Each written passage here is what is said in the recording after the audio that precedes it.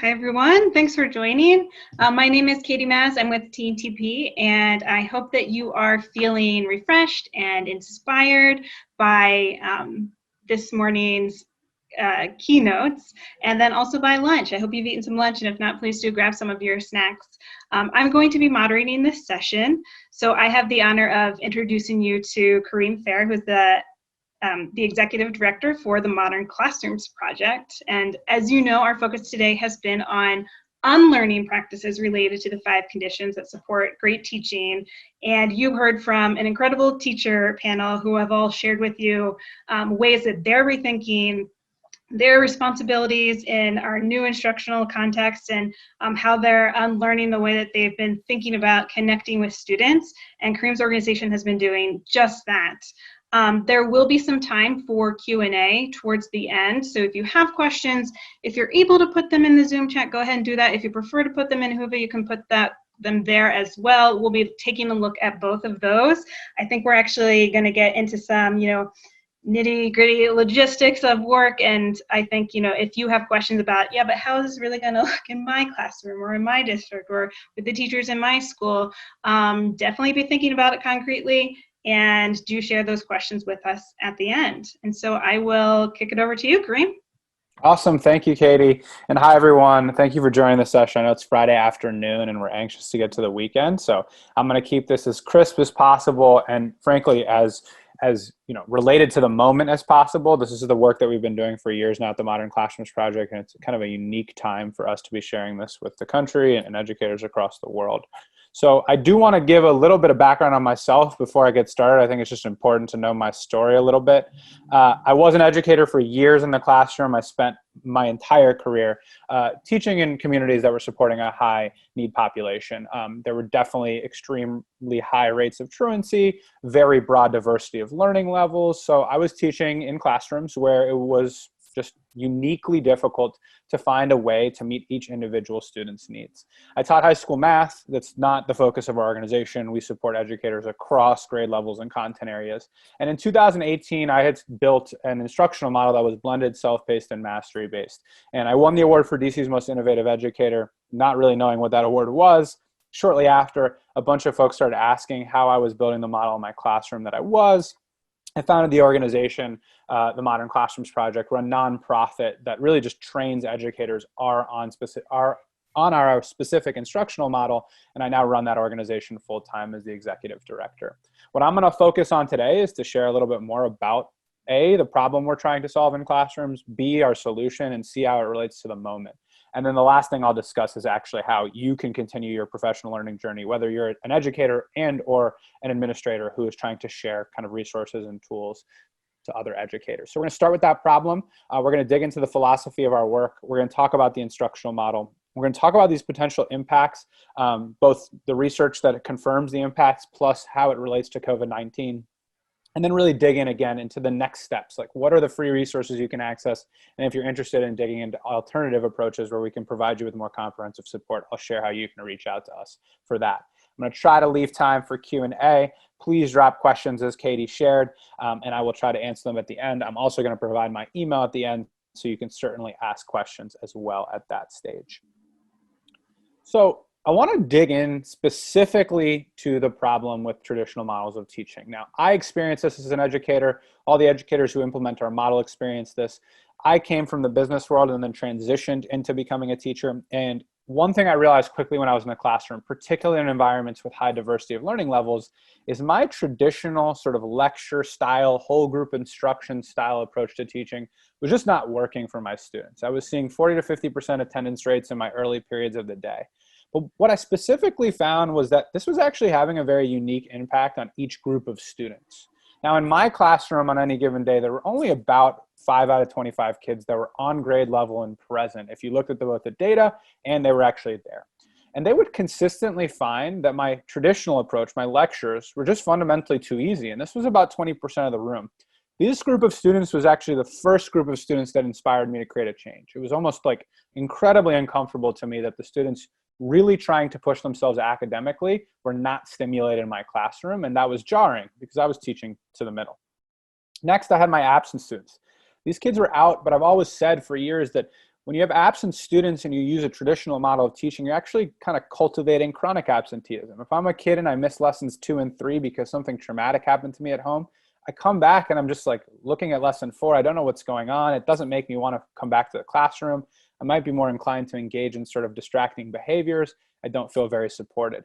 So traditional models of teaching are uniquely destructive on your absent students or students experiencing chronic absenteeism. And so often those kids are dealing with extenuating circumstances well out of their control. And then you have your students that are below proficient. They might be below proficient in math. They might be below proficient in math and English. They're consistently lost. Now, when I taught a lot of high school classes, and it was amazing to see how consistently this group of students did not feel like education was supporting their unique needs. They felt like they were just going from classroom to classroom, confused, overwhelmed. Oftentimes they get classified as engaging in behavior issues. So often it's just because they seem to be just jumping through a series of hoops to make it to graduation, and mastery seems to be a secondary concern to their needs. So as an educator myself, I started to feel like a failure. And it wasn't because my admin or my evaluator was telling me that my classroom was not run effectively. It was because I was going home and I was feeling like I wasn't meeting my students' unique needs. My highest performing students, my students who wanted more, were understimulated, and my students who had real struggles mastering content felt like their needs weren't met, and my absent students had no way of rejoining the classroom in a way that felt like they were going to grow.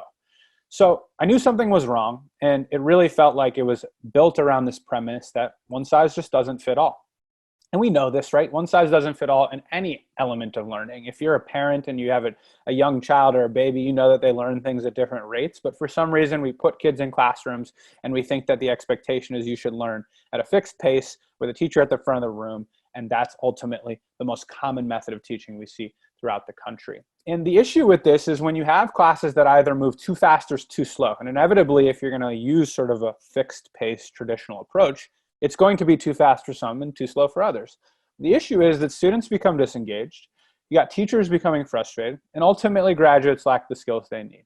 At the school I taught in when I finished my career, we had under a 5% proficiency rate in math, but a 90% graduation rate. So obviously kids were graduating our school, not proficient in the skills that we were supposed to be teaching them. And eventually they basically understood that the system was not built around mastery. Instead, it was built around a series of hoops. And that was really, really problematic. So we experienced this as educators. Everyone that works at the Modern Classroom Project is actually a former educator who's done the model.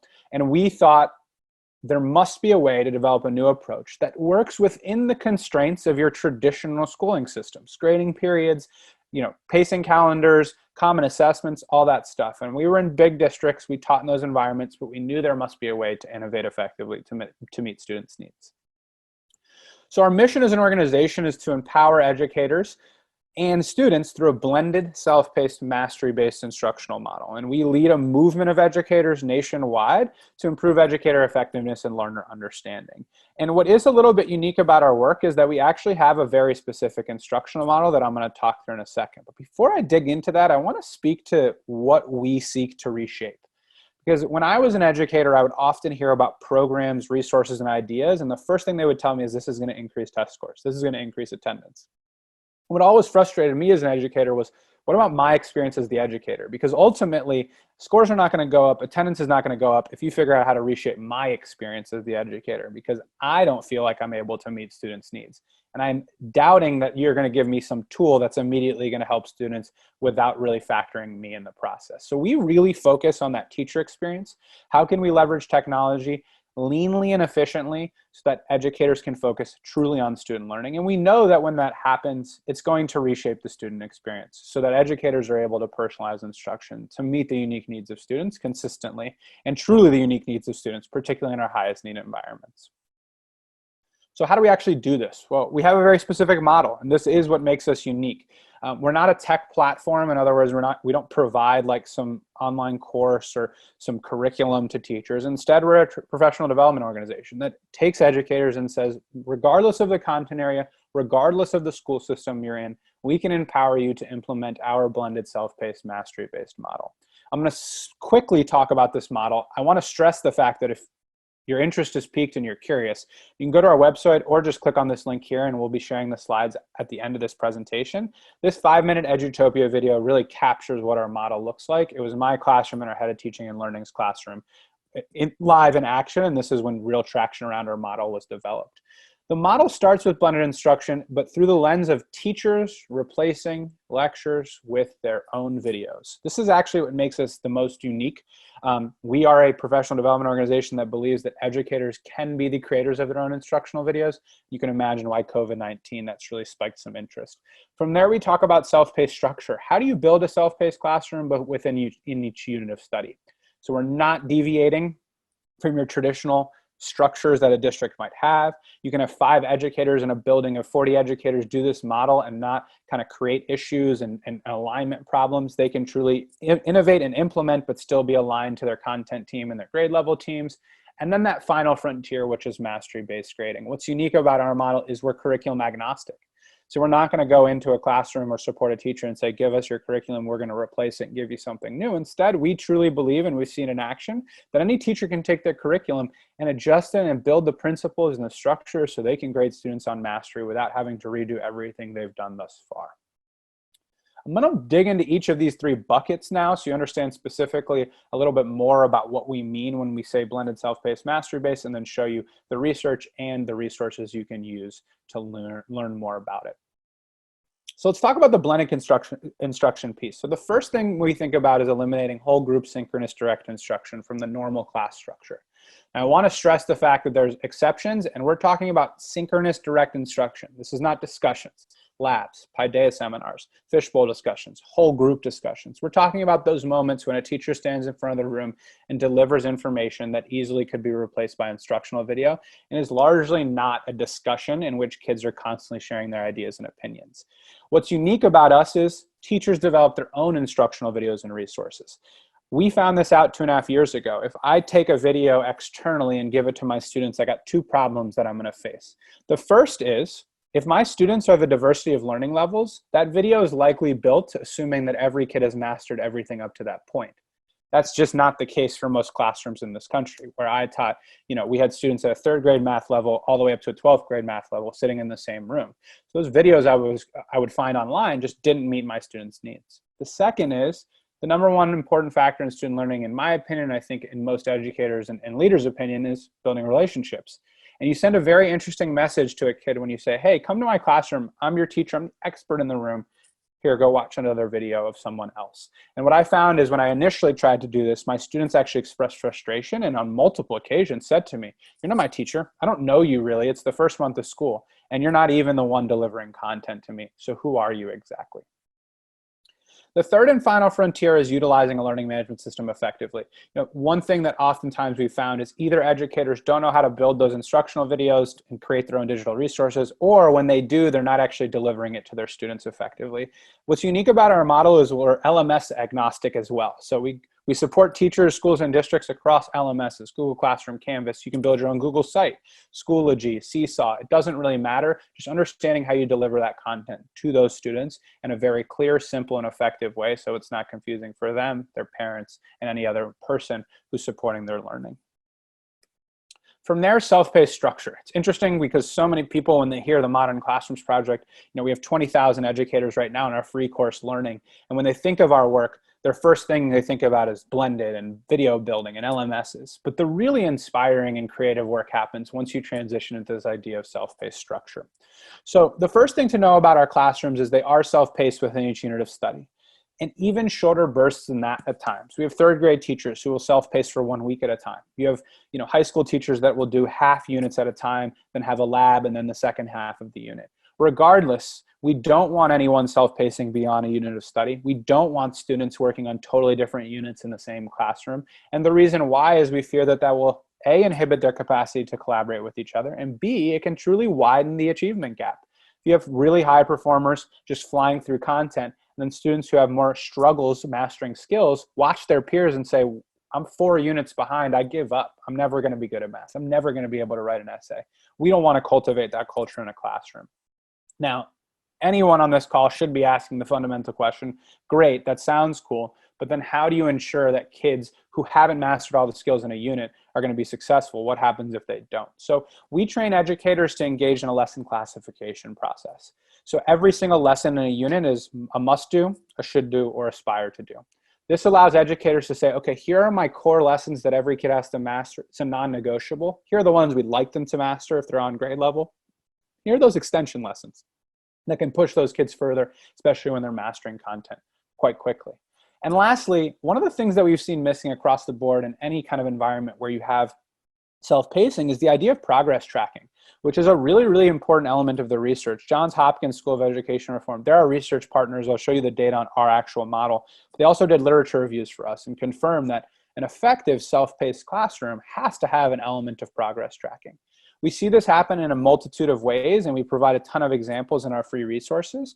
One is using game boards. These are individual progress trackers. So I'm a student, I have this game board, I travel through this unit, and then the colors might relate to the must do, should do, and aspire to do's, and I know where I'm at. If I have a parent can see where they're at, and as a teacher, I can either cross stuff out or digitally, use another tool to eliminate the box as students travel through. And more commonly is a public pacing tracker. Public pacing trackers would be displayed in classrooms or right at the top of your class period's LMS. It indicates what lesson a child is on as well as where they're supposed to be on. And then it also tells them which peers are on the same lesson so they can collaborate. Now this pacing tracker should be indicative of effort if you're using those must do, should do's, and aspire to do's effectively. If you don't want to put names up there, you can put nicknames or you can always use the individual tracker. But those are some of the core principles of our self-pacing work. Once you've built a blended classroom, you've eliminated whole group instructions, you've created a self-paced setting where kids can work on different lessons within the same unit, you're now at the point where you can grade students on mastery. And that's the final frontier. That's the goal, where I as an educator go home and I say, I know what skills these students have mastered, I know which ones they haven't, and I know when to intervene and how. So the first thing we talk about when you're building a mastery-based grading classroom is the creation of mastery checks. What are the bite-sized assessments at the end of each lesson that assess and tell me whether a student has mastered a skill? If a kid masters that assessment, they're good to go. They've shown their mastery, they get 100% for that lesson. If they haven't shown mastery, what are we gonna do next? And that's when you think about defining criteria for mastery and then helping students reach it through revision, reassessment, and reflection. So often I hear about mastery-based grading systems that don't do the step two. They focus on the assessments. They don't explain to educators how they can build policies and structures and systems so that kids are revising, being reassessed, and then reflecting. This is so critical to the mastery-based grading journey. You cannot cultivate a mastery-based grading classroom if you're not giving kids real space to revise their work and then to be reassessed on it. Now, I want to talk briefly about COVID-19. I think there's a bit of a tug and pull these days because sometimes you can get too lost in COVID-19 and then at other times you can totally ignore it. Our model is really an in-person model at its best, but what we found was it stomachs the blows of remote instruction, hybrid instruction, and COVID-19 in a really effective way. We saw this because hundreds of our educators obviously saw schools close and transition to all remote and or hybrid and didn't find that transition all that difficult while their colleagues were extremely overwhelmed. So there's three key things to think about with our model and this idea of transitioning to remote instruction. The first is schools may close again, and our blended instructional model works in person or remotely. You really don't have to make all that many transitions if you're building instructional videos, you're cultivating a self-paced classroom, and you're grading students on mastery. You just don't have to make that many adjustments when you pivot to remote or hybrid.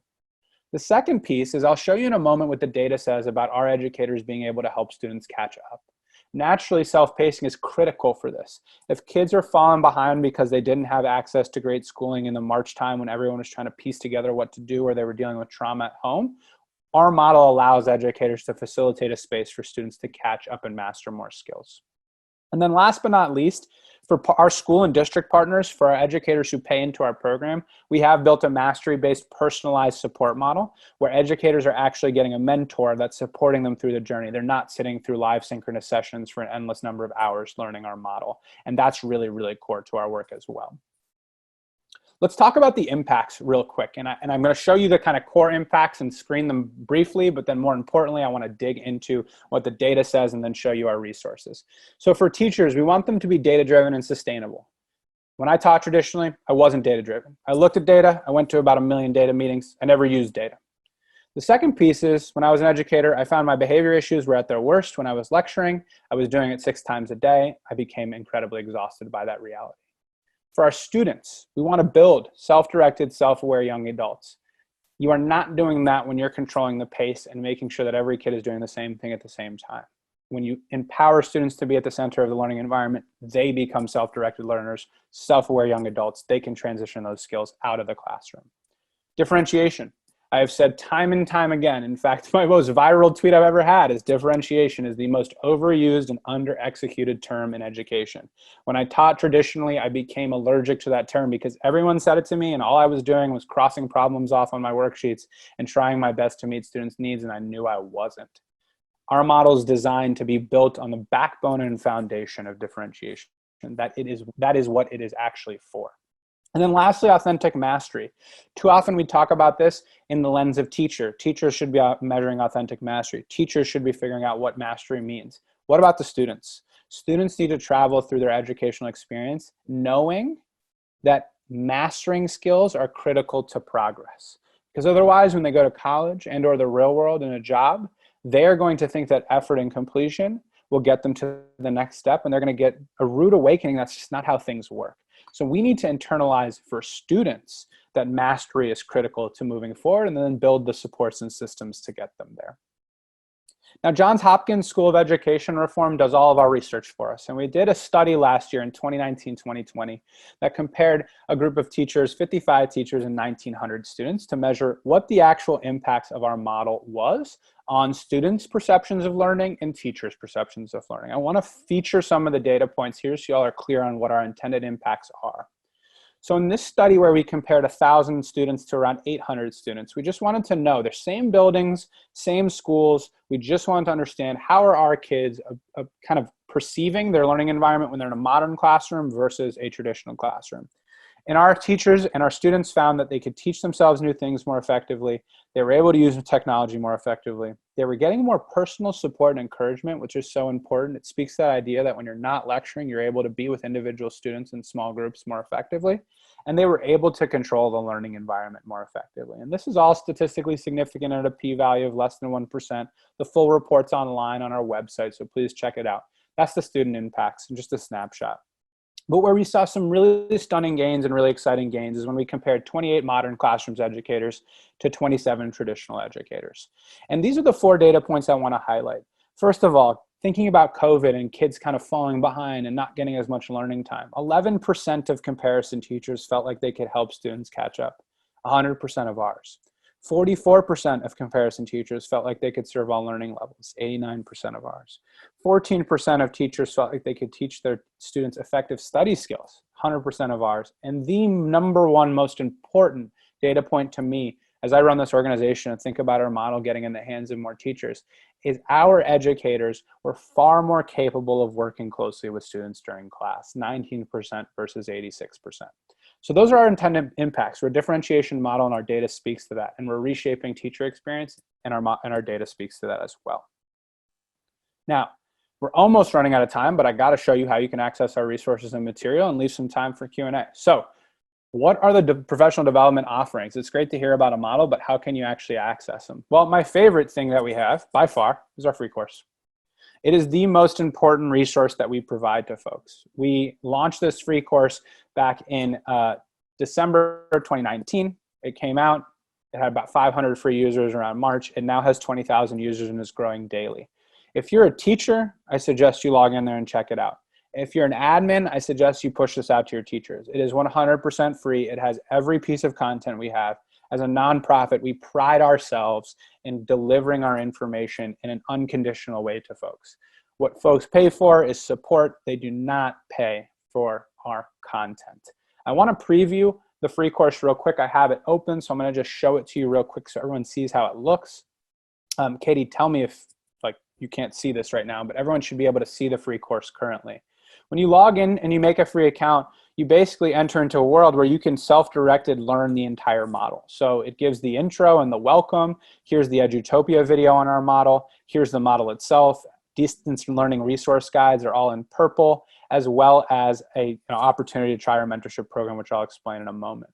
From there, you get the student experience, exemplar units, These are units built by our educators, elementary, English, math, music, science, social studies. And when you click and go to our full website, there's an even bigger bank of exemplar units across a lot of different grade levels and content areas. And for actually the leaders and school leaders and professional development facilitators, we even have instructional coaches who join our program to build their PD through our model as well.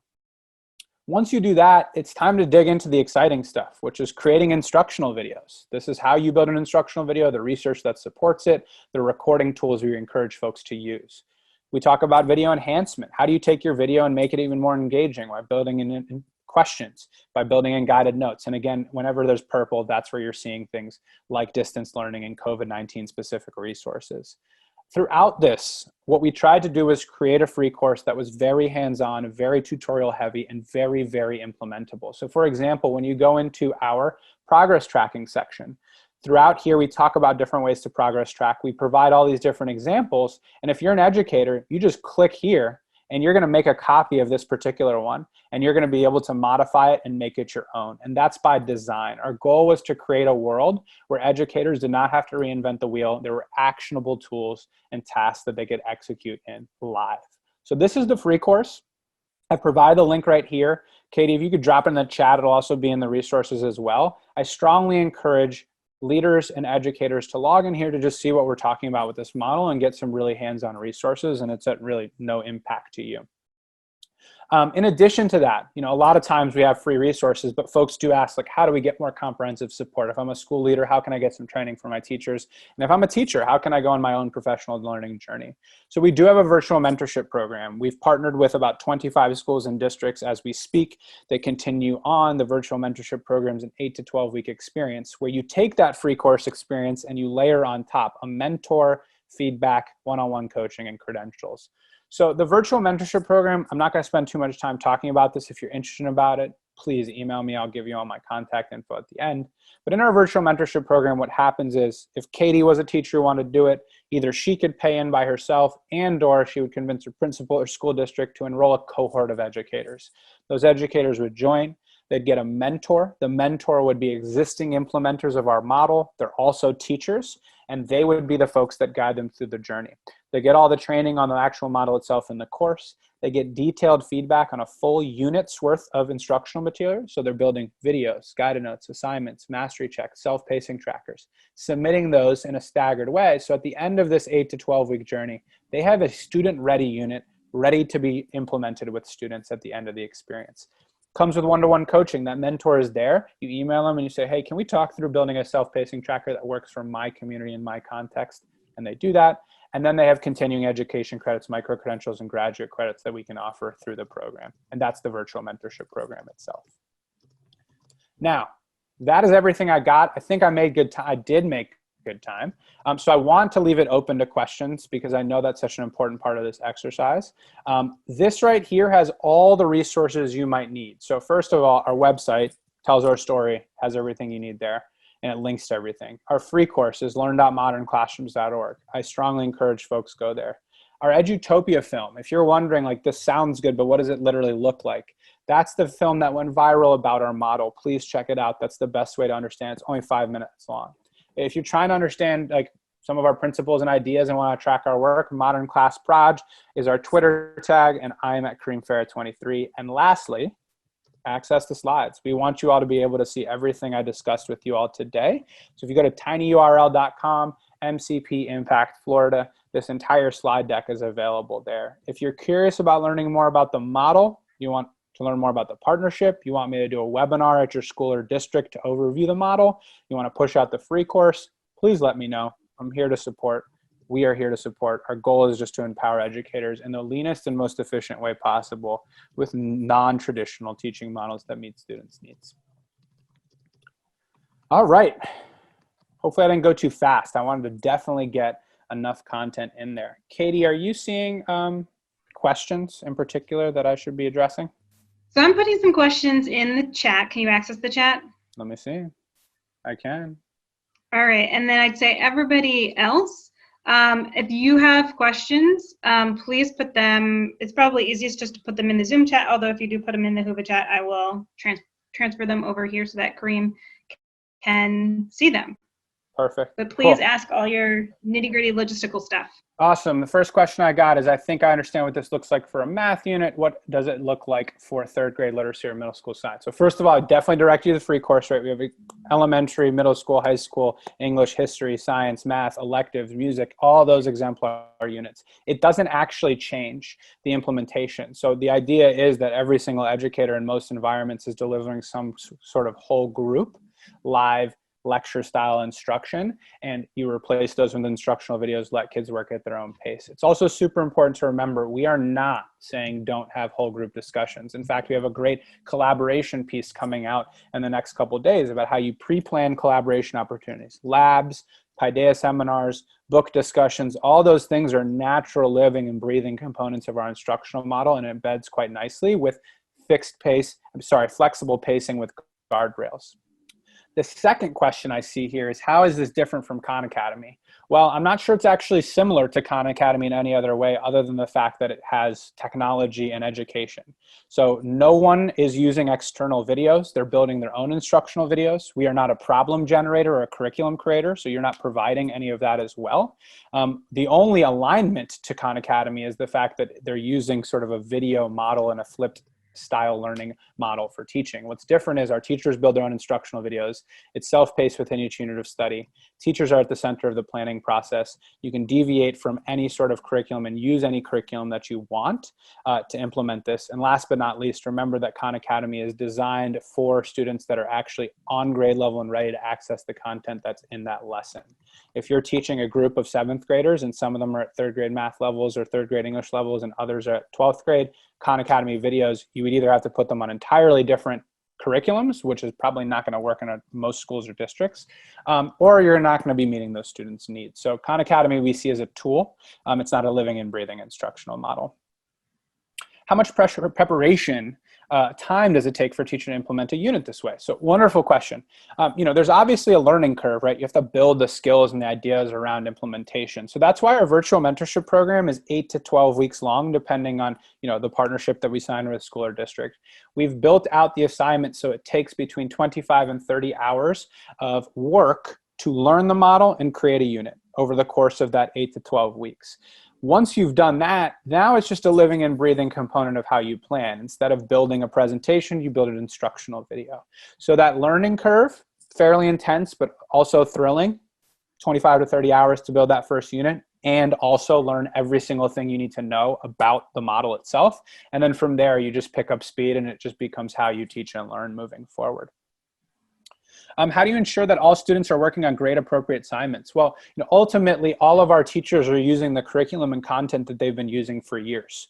We are not the curriculum, folks. In other words, we don't come in there and check for accountability for that. We're all about instructional delivery, not curriculum. So it's on the school or district and teacher to ensure that they're using the curriculum that they should be using and the curriculum that's rigorous for their students. And the expectation is they're following what their grade level team and content team expectations are. What they're doing is taking that curriculum, delivering it in a new way, and then ensuring that they build the personalized pathways within there so that if I need a student who only does must-do lessons versus a student who's doing must-do, should-do, and aspire to do's. The last question I'm seeing here, I hope I got a good time. Ooh, I'm close. Are there certain LMSs that work well for this model, or are complementary resources that are free? Lovely question. I mean, in our opinion, you should just use the LMS that's been purchased for your school or district. Some teachers who work at schools and districts who don't actually have an LMS, they use Google Sites. It's a fantastic way. You'll notice all of our exemplar units are actually on Google Sites, and the reason why is so that it can be publicly accessible to everyone. Google Sites is completely free and quite easy to use. From complementary resources, I mean, any free screencasting tool is critical, right? So Screencastify, you can record instructional videos for free with ease, up to 6 minutes. The paid version gets you beyond that. 6 minutes is actually right around where the research says. You can go up to 9 and then you lose engagement pretty aggressively. If you have Microsoft PowerPoint and or QuickTime, those are also great recording tools. Edpuzzle is a great free resource right now, and then you can upgrade up to the paid one if you want to embed questions. And then any other tool or app you would normally use to support students works quite well and integrates with our model. What I think is really important everyone on here to know is the degree of flexibility within our model. Every single teacher makes it their own. That's actually what makes it special and why we're really proud about it. It's very different from sort of most platforms and structures because they're fairly restrictive. And I've always said as an educator, I didn't want someone to give me something that was restrictive. I wanted someone to give me a framework and a structure that I could then innovate within. So if you really like a tool like Nearpod and Pear Deck, use it. It works perfectly. If you really like your LMS, great. If you want to use a Google site, fantastic. If you want to embed questions, perfect. If you don't. If you have a way of building videos that's different from our suggested ones, do it. We just want you to eliminate lectures, let kids work at their own pace, and grade students on mastery. A lot of other teachers will also use mastery-based grading tools. Like some teachers might use things like GoFormative, Parlay Ideas, anything that they want to use to allow them to assess mastery. It can be as simple as a piece of paper with a question or as complicated as a cool tech tool that gives live data. Doesn't really matter. The point is you're assessing mastery lesson by lesson. I have one question about just the change management approach. I think this is, obviously this model it's very different than what a traditional classroom looks like, and the way that, a lot of people are trained to teach in like an I do, we do, you do model. So what would you say are some of the biggest barriers, or just like mindset barriers? Like what is hard to let go of here, and how do you work that? Yeah, fantastic. So a couple of things. I mean, there's change management from like a school and district level, and there's change management from an individual teacher level. I think from an individual teacher level, and I strongly suggest folks listen to our podcast because we talk about this all the time, that struggle. The number one is the belief that students can actually control their own learning, right? I was a micromanager. I was a control freak. It was terrifying for me to be like, oh my God, the students can control their own pace for a unit. You build the guardrails, but then you got to believe in your kids. You got to believe it's what's best for your kids. You got to believe that they can do it. So that's a number one change management challenge from the educator end. From the school or district end, one of the things that drives me nuts sometimes is this idea that you have to go into a school or district and saturate every teacher. We don't do that. In fact, it's core to our work that we only train through the paid version teachers that want to. They have to opt in.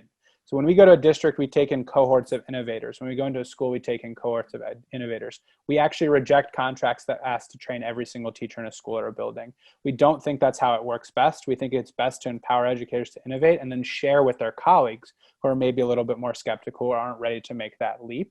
So I think those are two different change management things. We've seen things, go poorly when you require it of educators, but most importantly, if you're an educator, think about this idea that you can truly let kids control their own learning environment. Trust me, they can. I've seen this in kindergarten in Pennsylvania, and I've seen this all the way in adult learning. It works. Kids can control their own learning, and it's beautiful to see.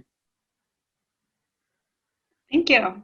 All right. So anything else before we close up here? From you, Kareem? Questions? Oh no, from me? Absolutely not. Yeah, no, I mean, okay. other than these resources here, if you're kind of curious about learning more about the model, there's a couple other places I would direct folks.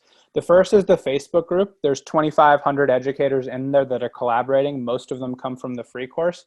In fact, why don't I stop share now and just get the link for that so I can drop it into the chat. And then the second is I really encourage folks to check out our podcast. I'll get you the podcast as well. A ton of folks are finding that the podcast is a really easy and digestible way to learn about our model and hear from real teachers who are experiencing it, implementing it, and experiencing the challenges. I think so often you find that folks will learn about programs and not feel like they're getting anywhere with it. So this is a great way to do that. So that's the podcast right there. Let me pull the Facebook group now. Give me a second for that. And then other than that, what I would just encourage everyone to do is check out the free course. I'm going to drop the free course in the chat as well, learn.modernclassrooms.org. Take the slides. I will drop that as well in here and just explore. And if you're interested in learning more, just let me know. Shoot me an email. I'm also always available to chat over the phone. Things are a bit busy, but that doesn't mean I don't have time to just share what we do and share how it works. And I'm always love talking to teachers about implementation and the challenges that they're seeing in their schools or districts. The Facebook group is coming shortly. Give me 1 second here. And I can give some closing announcements while you're posting those links, and then I'll also take these links and I'll make sure I post them to the session description, so anyone who wasn't able to make it can access those as well. Fantastic. Well, thank you so much for your time and for sharing about the modern classrooms model. And thank you to everybody who engaged in this session.